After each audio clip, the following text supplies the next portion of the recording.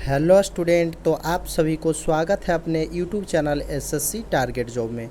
आज हम बात कर रहे हैं आरपीएफ कांस्टेबल और एसआई के लिए मोस्ट इम्पॉर्टेंट एवं सिलेक्टेड प्रश्न लेके आ चुके हैं। जिस तरह से एग्जामिनर आपके एग्ज़ाम में क्वेश्चन रखते प्रीवियस क्वेश्चन उसी के अनुसार लाया गया प्रश्न है, तो आप लोग इसे बारीकी से लगाना। जो याद ना हो उसे याद ज़रूर कर लेना, क्योंकि हर एक प्रश्न आपके एग्ज़ाम के लिए इम्पोर्टेंट रखा गया है। और बारीकी से लगाना, जो याद ना हो उसे याद ज़रूर कर लेना, और जो याद हो कमेंट बॉक्स में कमेंट ज़रूर करते चलना। तो चलते हैं बिना टाइम गवाते हुए सीधे क्वेश्चन की ओर। अगर चैनल पे आप पहली बार हो तो चैनल को सब्सक्राइब कर लेना, बेल आइकन दबा लेना, क्योंकि ऐसे मोस्ट इंपॉर्टेंट एवं सेलेक्टेड वीडियो आपको जल्दी मिलता रहेगा और आप अपने एग्ज़ाम में बहुत आसानी तरीके से रिजल्ट दे सकते हो। और वीडियो अच्छा लगेगा तो लाइक ज़रूर कर देना। तो चलते हैं बिना टाइम गवाते हुए। पहला क्वेश्चन हमारा दिया गया है। पहला क्वेश्चन क्या दिया गया है? पहला क्वेश्चन है, मैकबेथ यह नाटक किसने लिखा? मैकबेथ यह नाटक किसने लिखा है? तो यह किसने लिखा है, तो इसका राइट आंसर हो जाएगा शेक्सपियर। मैकबेथ यह नाटक जो है वो किसने लिखा है? तो शेक्सपियर लिखे हैं। राइट आंसर हो जाएगा ऑप्शन नंबर सी। अगला प्रश्न दिया गया है, संयुक्त राष्ट्र संघ की स्थापना कब हुई है? संयुक्त राष्ट्र संघ की स्थापना कब हुई है? तो इसका राइट आंसर हो जाएगा 1945 में। क्या हो जाएगा? 1945 में। अगर छोटा डेट पूछ दे तो छोटा डेट भी याद रखना है। क्या? 24 अक्टूबर 1945 को याद रखना। संयुक्त राष्ट्र संघ की स्थापना कब हुई थी? तो 24 अक्टूबर 1945 के हुआ था। राइट आंसर हो जाएगा ऑप्शन नंबर सी। अगला प्रश्न दिया गया है, शरीर में सबसे मजबूत पेशी। क्या पूछ रहा है? शरीर में सबसे मजबूत पेशी कौन सी पेशी होता है? तो शरीर में सबसे मजबूत पेशी जो होता है वो होता है जबड़ा का पेशी। किसका पेशी? जबड़ा का पेशी सबसे मजबूत पेशी है। तो राइट आंसर हो जाएगा इस प्रश्न का आंसर ऑप्शन नंबर ए। अगर पूछ दे शरीर में सबसे बड़ी हड्डी, अगर पूछ दे शरीर में सबसे बड़ी हड्डी, तो फीमर हड्डी होती है। क्या होती है? फीमर हड्डी जांघ की। क्या होती है? फीमर हड्डी जांघ की। और अगर छोटी हड्डी पूछ दे तो छोटी हड्डी पूछ दे तो क्या होगा? छोटी हड्डी स्टेपिज का होता है। और ये कहाँ होता है? तो कान में होता है। कहाँ होता है? कान में होता है स्टेपिज की हड्डी। याद रखना, तीनों क्वेश्चन आप लोग का इम्पोर्टेंट है। तो चलते हैं अगले प्रश्न की ओर। और अगला प्रश्न दिया गया है, दिल्ली का पुराना किला किसके द्वारा बनवाया गया है? दिल्ली का पुराना किला जो है वो किसके द्वारा बनवाया गया है? तो इसका राइट आंसर हो जाएगा शेरशाह सूरी के द्वारा। किसके द्वारा? शेरशाह सूरी के द्वारा दिल्ली का पुराना किला बनवाया गया है। अगर पूछ दे कब से कब तक बना था, तो इसका राइट आंसर क्या होगा? इसका राइट आंसर हो जाएगा 1540 से 45 तक ये बना था। कब तक बना था? 1540 से 45 तक। याद रखना, दिल्ली का पुराना किला। राइट आंसर क्या हो जाएगा? शेरशाह सूरी ने बनवाया है।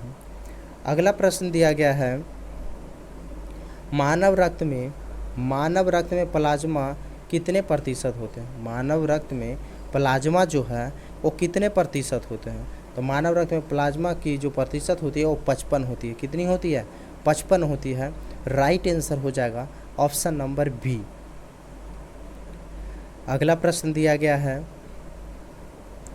मानचित्र में पर्वत और पहाड़ को किस रंग में दर्शाया जाता है? मानचित्र जो होता है उसमें पर्वत और पहाड़ को किस रंग में दर्शाया जाता है? तो इसे भूरा रंग में, किसे? भूरा रंग में दर्शाया जाता है। किसमें? मानचित्र में पहाड़ और पर्वत को भूरा रंग में दर्शाया जाता है। अगर पूछ दे पीला, क्या पूछा? पीला रंग में क्या दर्शाया जाता है? बताओ, पीला रंग में क्या दर्शाया जाता है? तो पीला रंग में पठार को दर्शाया जाता है। याद रखना, मानचित्र में पीला रंग पठार, पर्वत पहाड़ भूरा रंग में, और नीला रंग में क्या होता है? क्या दर्शाया जाता है? जल दर्शाया जाता है। नीला रंग में जल दर्शाया जाता है। और हरा रंग में, आप तो जानते हो, हरा रंग में मैदानी क्षेत्र को दर्शाया जाता है। किसे? मैदानी क्षेत्र को। हरा रंग मैदानी क्षेत्र। याद रखना, सभी तरह का बता दिए हैं आपको। मानचित्र में इसी प्रकार दर्शाया जाता है। तो राइट आंसर इस क्वेश्चन का हो जाएगा ऑप्शन नंबर ए। अगला प्रश्न दिया गया है, भारत में सबसे भारत में सर्वप्रथम ट्रेन कब चली थी? भारत में सर्वप्रथम ट्रेन कब चली थी?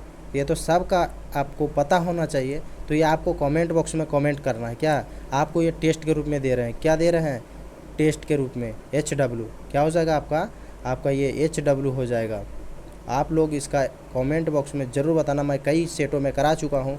भारत में सर्वप्रथम ट्रेन कब चली थी और कहाँ से कहाँ तक चली थी, ये मैं बता देता हूँ। मुंबई से थाने के बीच चली थी। और कब चली थी, इसका राइट आंसर आप लोग को बताना है कमेंट बॉक्स में।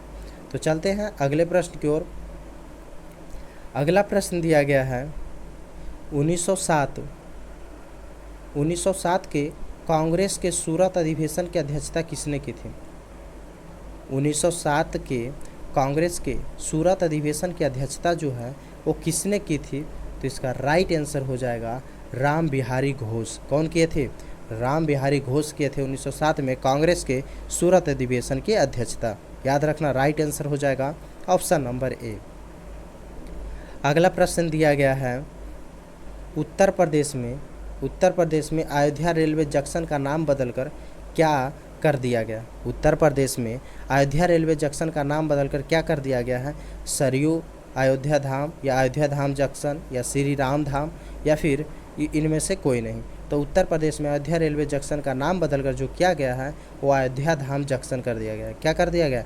अयोध्या धाम जंक्शन। राइट आंसर हो जाएगा ऑप्शन नंबर बी। अगला प्रश्न दिया गया है शेर ए पंजाब या फिर पंजाब केसरी किसका उपनाम है? पंजाब केसरी जो है वो किसका उपनाम है? लाला लाजपत राय, वल्लभ भाई पटेल, जवाहरलाल नेहरू, या इनमें से कोई नहीं। तो पंजाब केसरी जो उपनाम है वो किनका है? तो लाला लाजपत राय को है। किनका है? लाला लाजपत राय का उपनाम है। राइट आंसर क्या हो जाएगा? Option number A. अगला प्रश्न दिया गया है आनंद मठ के लेखक पूछा है। क्या पूछा है? आनंद मठ के लेखक कौन से? बंकिम चंद्र चटर्जी, श्री अरविंदो, पंडित जवाहरलाल नेहरू, या इनमें से कोई नहीं। तो आनंद मठ के लेखक कौन हो जाएंगे? तो राइट आंसर हो जाएगा बंकिम चंद्र चटर्जी। कौन है? बंकिम चंद्र चटर्जी है। Right answer option number A हो जाएगा। अगला प्रश्न दिया गया है संविधान सभा को किसने मूर्त रूप प्रदान किया है? संविधान सभा को किसने मूर्त रूप प्रदान किया है? भीमराव अम्बेडकर, पंडित जवाहरलाल नेहरू, या फिर राजेंद्र प्रसाद। तो संविधान को जो किसने मूर्त रूप प्रदान किया है? तो राइट आंसर होगा पंडित जवाहरलाल नेहरू। कौन किए हैं? तो पंडित जवाहरलाल नेहरू ने किए हैं। ऑप्शन नंबर बी इसका राइट आंसर हो जाएगा। अगला प्रश्न दिया गया है अंडमान निकोबार के नील द्वीप का नाम बदलकर क्या रखा गया है? अंडमान निकोबार के नील द्वीप का नाम बदलकर क्या रखा गया है? तो इसका राइट आंसर हो जाएगा शहीद द्वीप। क्या रखा गया है? शहीद द्वीप रखा गया है। तो राइट आंसर हो जाएगा ऑप्शन नंबर ए। अगला प्रश्न दिया गया है ऑपरेशन फ्लड कार्यक्रम किस पर केंद्रित था? ऑपरेशन फ्लड जो कार्यक्रम है किस पर केंद्रित था? मत्स्य उत्पादन बढ़ाने के लिए, दूध उत्पादन बढ़ाने के लिए, आलू उत्पादन, या फिर इनमें से कोई नहीं। तो ऑपरेशन फ्लड जो कार्यक्रम है वो किस पर केंद्रित है? तो इसका राइट आंसर हो जाएगा दूध उत्पादन बढ़ाने के लिए था। किसे? दूध उत्पादन बढ़ाने के लिए था। तो राइट आंसर हो जाएगा ऑप्शन नंबर बी। चलते हैं अगले प्रश्न की ओर। अगर आप लोग अभी तक चैनल को सब्सक्राइब नहीं किए हो तो जल्दी से चैनल को सब्सक्राइब कर लेना, बेल आइकन दबा लेना, क्योंकि ऐसे मोस्ट इंपॉर्टेंट एवं सेलेक्टेड वीडियो आपको जल्दी मिलता रहेगा और आप अपने एग्ज़ाम में बहुत आसानी तरीके से रिजल्ट दे सकते हो।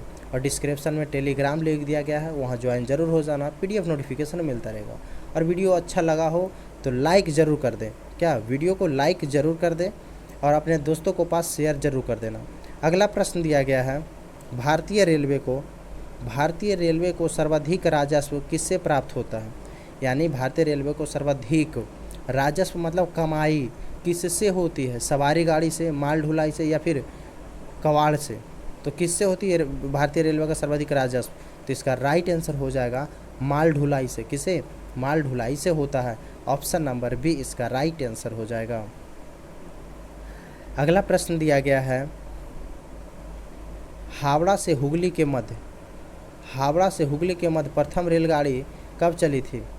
हावड़ा से हुगली के मध्य प्रथम रेलगाड़ी कब चली थी? तो इसका राइट आंसर हो जाएगा 1854 में। कब चली थी? 1854 में चली थी। ये भी क्वेश्चन आपको पिछले वीडियो में होगा, शायद मैंने करवा चुका हूँ इस क्वेश्चन को, क्योंकि इम्पोर्टेंट क्वेश्चन है। तो हावड़ा से हुगली के मध्य प्रथम रेलगाड़ी कब चली थी? तो 1854, याद रखना। अगला प्रश्न दिया गया है, भारत को अधिकतम कर आय प्राप्त होती है, यहाँ पे तय कर लेना। भारत को अधिकतम कर आय प्राप्त होती है किससे? निगम कर से, आयकर से, जीएसटी से, या इनमें से कोई नहीं। तो भारत को अधिकतम कर जो प्राप्त होती है वो किससे होती है?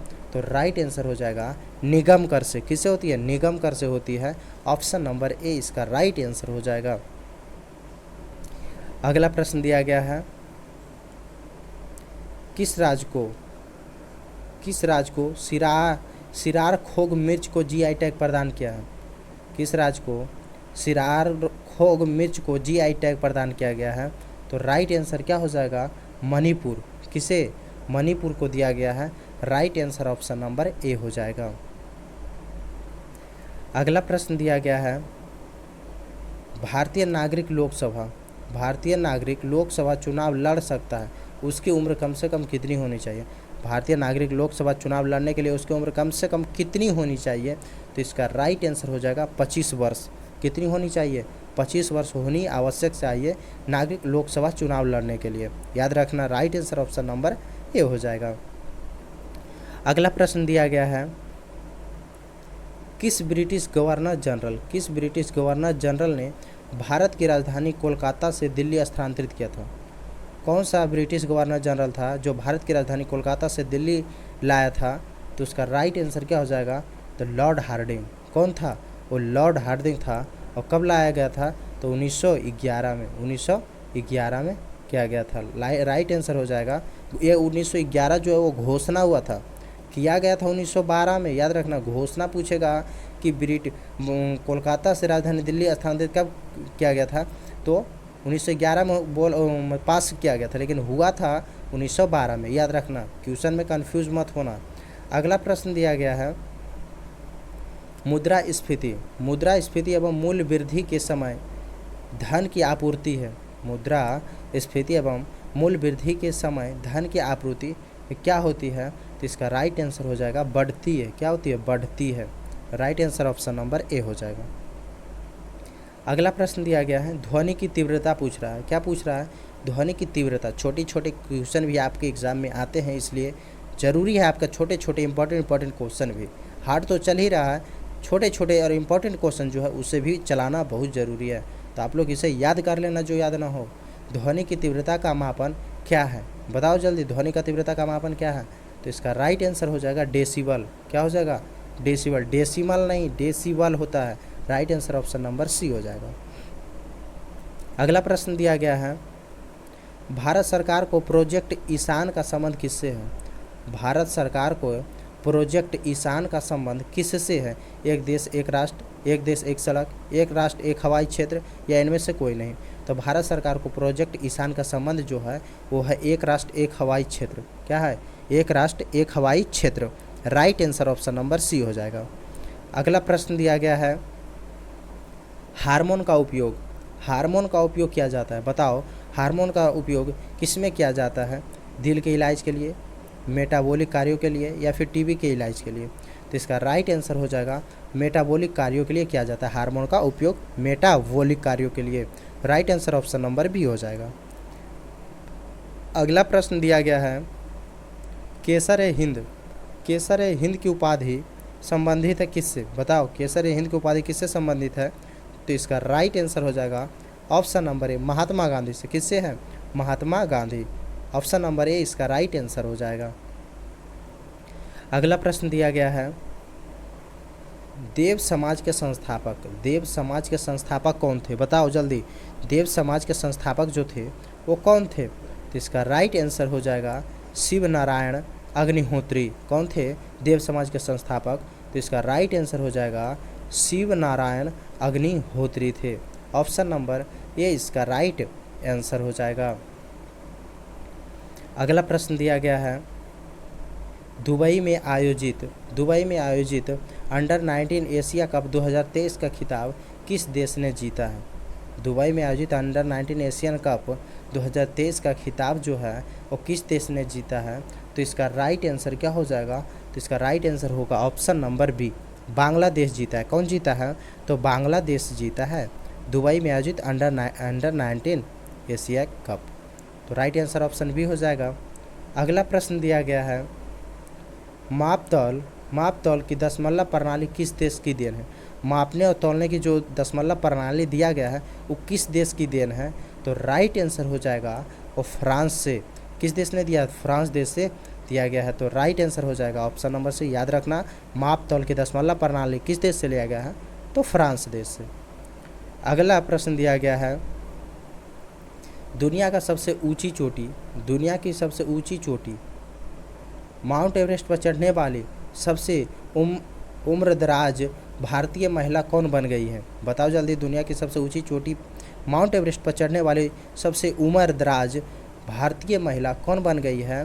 तो इसका राइट आंसर क्या हो जाएगा? ज्योति रात्रे। क्या हो जाएगा?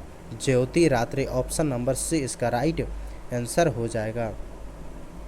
तो आज यहीं तक मोस्ट इम्पॉर्टेंट क्वेश्चन रखते हैं, क्योंकि आगे का क्वेश्चन नहीं बना पाए हैं ज़्यादा प्रॉब्लम होने के कारण। तो अगले बार 50 का 50 आएगा। तो आज यहीं तक रखते हैं, मिलेंगे नेक्स्ट वीडियो में नेक्स्ट इंपॉर्टेंट क्वेश्चन के साथ। तो अगर आप लोग अभी तक चैनल को सब्सक्राइब नहीं किए हो, जल्दी से चैनल को सब्सक्राइब कर लेना, बेल आइकन दबा लेना, क्योंकि ऐसा मोस्ट इंपॉर्टेंट एवं सेलेक्टेड वीडियो आपको जल्दी मिलता रहेगा और आप अपने एग्ज़ाम में बहुत आसानी तरीके से रिजल्ट कर सकते हो। वीडियो अच्छा लगा हो तो लाइक और शेयर ज़रूर कर देना, सब्सक्राइब अपने दोस्तों से। तो मिलेंगे नेक्स्ट वीडियो में, जब तक के लिए जय हिंद।